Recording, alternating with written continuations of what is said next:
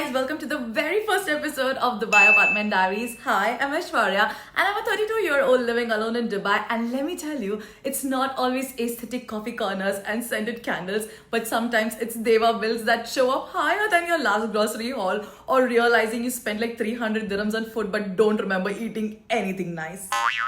In this video, I'm actually breaking down exactly what it cost me to live alone in this city: rent, deposits, internet, emotional budgeting, all of it. So whether you're planning to move out soon or already live alone but keep wondering if everyone else is doing it better, I'm here to say they are not. We are all figuring it out. So let's start with where I live. So I stay in a studio apartment in Dubai Silicon Oasis. Now I know when people think of Dubai apartments, they think of high rises in downtown or marina with like infinity pool. And while that is beautiful, the reality is those places come with a price tag. That's not cute, especially if you're on a single income. Now, I chose Silicon Oasis for a bunch of reasons. The first one is the rent is more reasonable. I mean, it used to be reasonable. I pay 40,000 dirhams a year and I pay it in 4 checks, which means quarterly. And that's pretty standard here unless you go for a 12 checks with a slightly higher rent.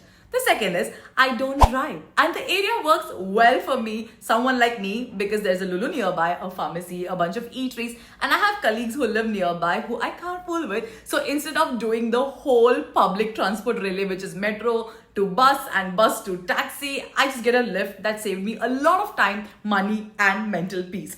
The third is it feels safe and calm. There are so many families here, kids playing downstairs, and the vibe is just so grounded. And I needed that after going through the whole chaos of life and divorce.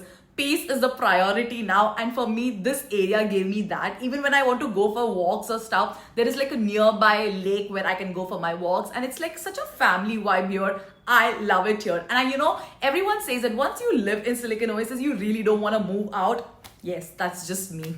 Now let's move on to how renting works here. Now, if you're planning to rent in Dubai, here's what you need to know. Apart from the rent you pay, there is agency commission, which is usually 5% of your actual rent. Then there is security deposit, which is another 5%, which is kind of refundable if there is no damage that is done to your house. The third is Ajari registration, which is like a government thing that legalizes your tenancy. Now, this can feel a lot upfront. When I moved in, I really remember sitting down with a whole spreadsheet trying to calculate everything from Dewa setup, the charges to the cost of getting a gas connection for cooking.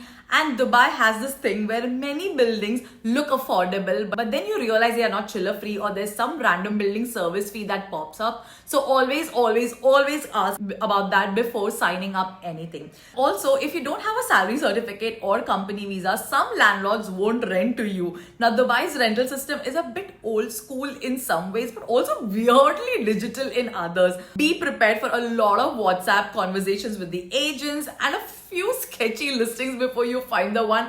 I kind of remember, oh my god, it took me back to those old days where I did so much of, viewings and all of that. Somewhere like the building would be, like the rooms would be nice, but like the people would be shady, the lifts would be shady. But then there's some places there are no balcony. Then there are some places where there is balcony, but then you have like a building right next to it. So you will be kind of seeing your neighbor in the next building, and there is no light. So you'll be doing all of that before you find the right apartment for you. Okay, now rent is just the beginning, okay? Here's what I pay monthly, and this is roughly that I'm talking about. The first one is Deva, which is your electricity and water. I pay around 250 to 300 dirhams, which is like okay for my studio, because when your Deva bill comes, you can actually see how much you are paying for your Deva than your neighbors. For example, I have a studio here, so I pay around 250-ish, is most of the time is 250. Only during summers it goes up to 300 or whatsoever, but generally it is 200, 250. I'm actually paying the least here than all the other people who are staying here in a studio, which is like really cool because I'm not here half of the time. I am at work. The only time I come here is to sleep, so yeah. Then the next is your Wi-Fi. I was using Etisalat before, but now I moved to Virgin because it's much more cheaper. I paid, if I'm not wrong, around 2,000 dirhams for the whole year. So you have to pay upfront for like the Virgin one. But if I have to calculate monthly, it comes around 167-ish dirhams per month. Then comes the building cooling AC, whatever you call it. Now that's called the chiller fee. So you need to check whether your building is chiller fee or not.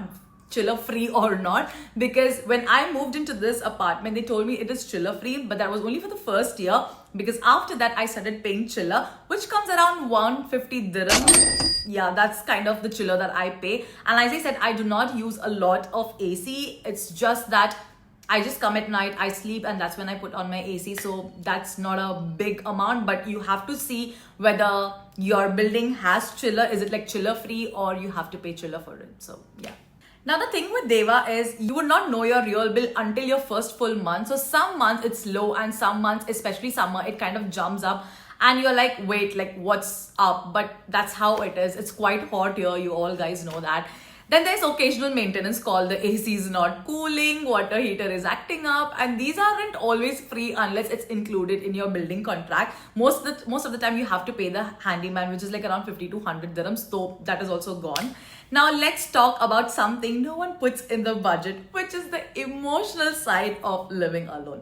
Now living alone is actually very peaceful. You can eat cereals for dinner and watch K-dramas till 2 a.m. without anyone judging you, but it also means you are alone. And you're the one cleaning the bathroom, you're the one who's cooking, shopping, paying, fixing, killing bugs. Oh my god, don't even get me started. When I had like literally pest issue here because of my stupid neighbors, I couldn't sleep because I keep my house really clean, okay? And when I had pest, I was so freaking done. So get ready to deal with that by yourself. So that's that. And some days I like come home and I love the silence, but the other days I wish someone was there to ask me like how was my day.